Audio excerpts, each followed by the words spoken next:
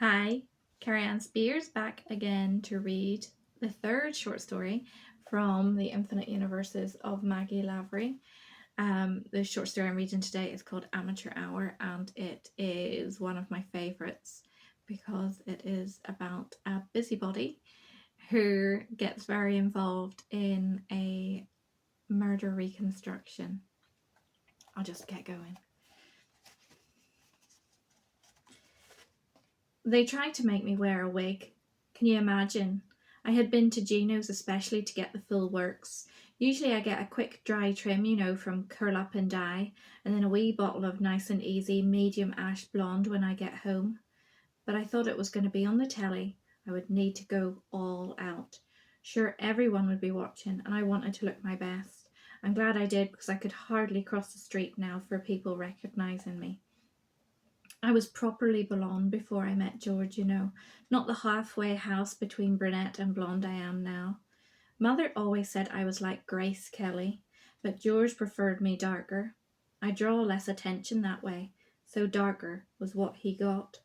Anyway, they brought me this wig. Ugh, you should have seen the look of it, like a half ran over cat or something, like wire it was, stiff as a brush, and didn't she have the most beautiful hair? So I said to them, I'll not be wearing it. Not after me getting my hair done. And the director, a big English fella, came over to me and looked me left and right and then nodded. Looks fine to me, he said.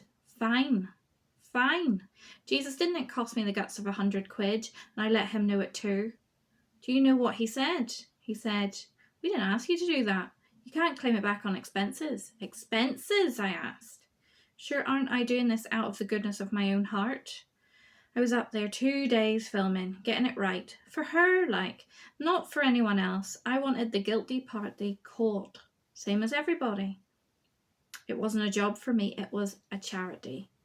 Anything to put that poor family's mind at ease. So what could they say to that? But nothing.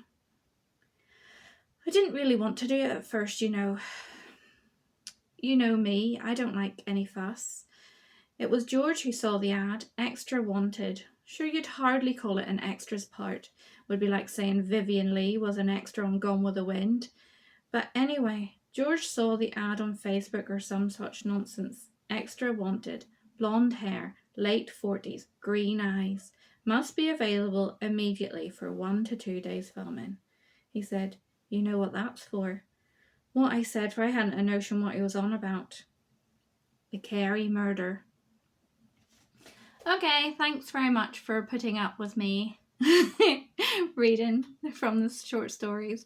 Again, still available for pre-order on Kindle and paperback, soon to be out there in the wild.